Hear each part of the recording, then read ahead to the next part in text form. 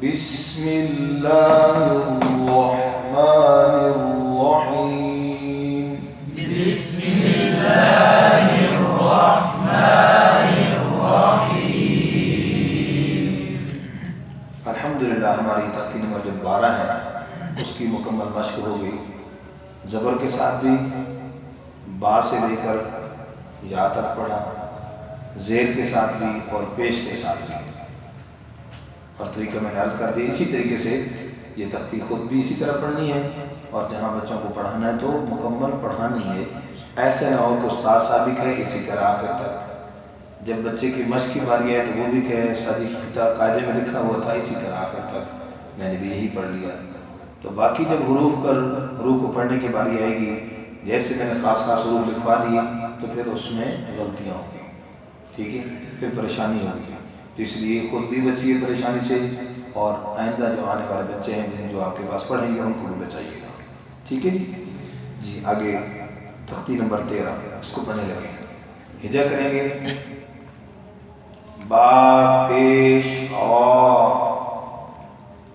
بو،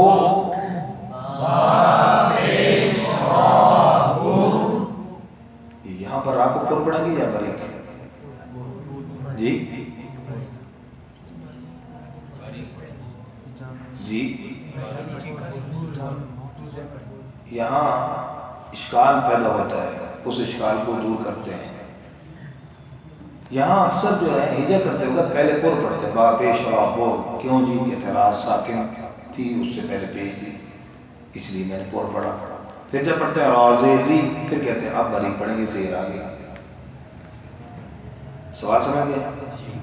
تو اس کا جواب کیا ہے؟ اس کا جواب یہ ہے کہ محترم، جب آپ با پیش را بور پڑھ رہے تھے تو را کے ساتھ جو پیش کو آپ ملا رہے تھے ساکن ہونے کی حیثیت سے یا مشدد ہونے کی حیثیت سے؟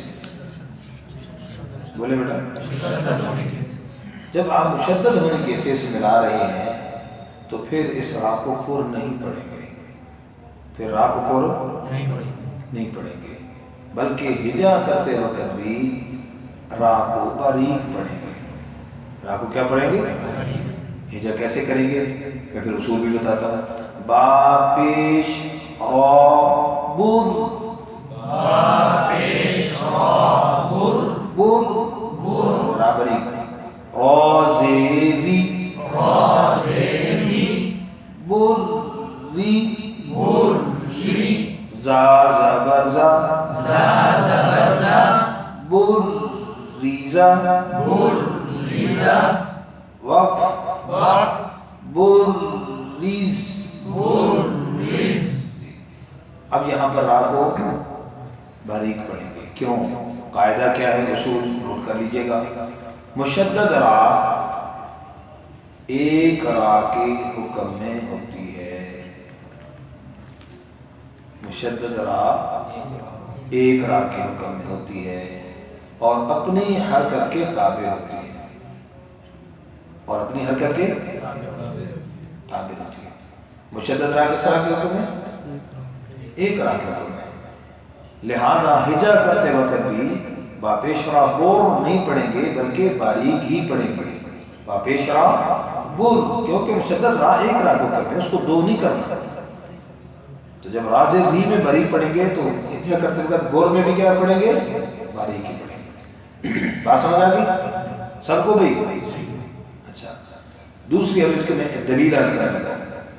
ایسی ایک جگہ پر میں نے یہی بات عرض کی تو کہتے نہیں جی وہ تو مشدد میں پہلا ساکن ہوتا ہے، اس سے پہلے پیش آ گئی۔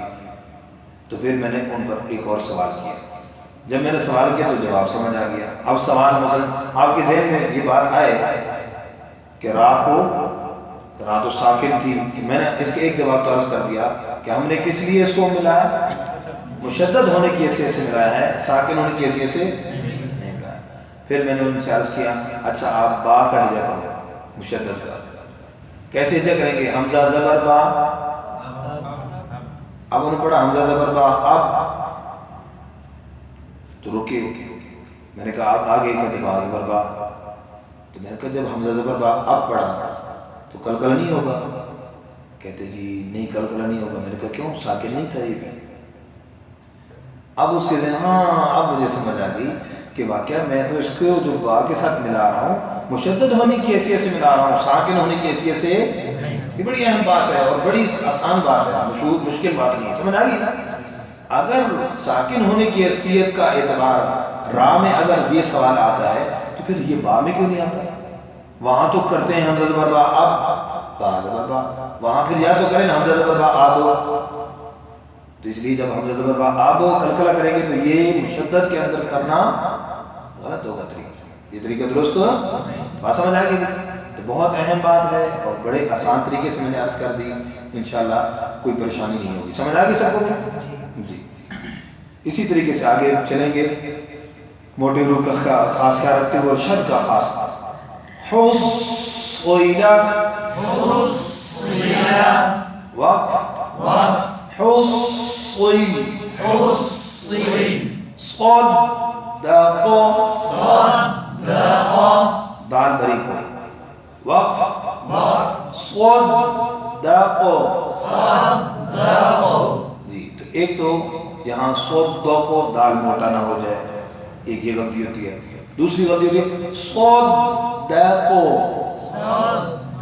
یہاں کیا غلطی ہوئی ہے؟ دال میں امالہ ہو گیا، دال ٹیڑھ ہو گئی، دال کے اندر آواز کیا ہوگی؟ صدق. تو دیکو نہیں ہے، صدق دال موٹا یوں بھی نہیں ہے. تو بڑی توجہ کے ساتھ صدق دق عدد وقف عدد قدر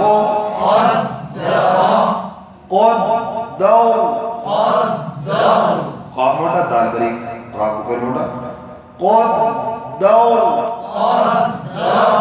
کذب شد کذب نعم شد کی صورت میں عین پہ آواز جاری رہے گی، رکنی نہیں. نعم اور اگر آواز رک گئی نعم تو پھر یہ حمزے کی طرف مائل ہو جائے گی. نعم نہیں، نعم جی. نعم یظن. اب یہاں باریکی کیا ہے بھائی؟ یظن میں پڑھیں گے وا پر پیش، نون پر بھی پیش، بیچ میں غنہ ہے. کیسے پڑھیں گے؟ دیکھیے گا میری طرف. یظن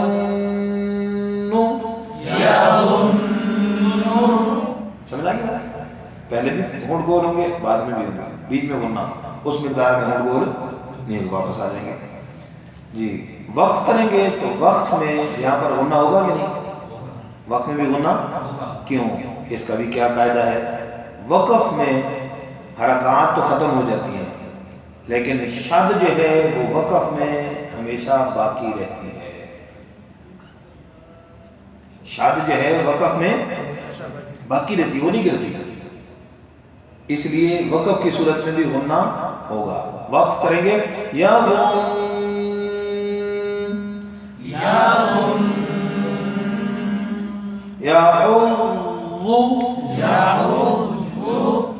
جنت راکی شد ذوت جی. واؤ کا پوچھ رہے تھے اکثر بچے، توجہ مثال آ گئی. قوت ٹھہراؤ، قوت سختی نہیں کریں گے. ہونٹ بالکل گول ہو جائیں گے، ایسا نہیں، ٹھیک ہے؟ تو سختی اس پر نہیں ہے. قوت کروت سعرت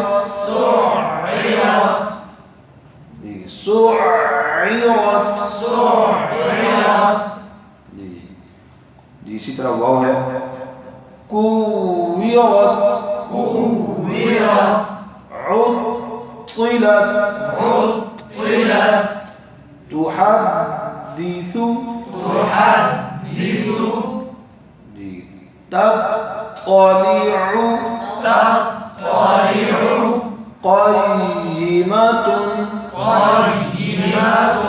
یا آگے قیمتن یوں نہیں قیمتن یا پہ شب ٹھہراؤ قیمتن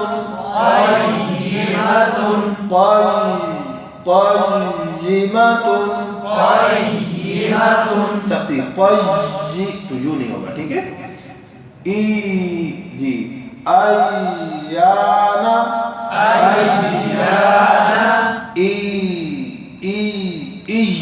یوں نہیں ایاک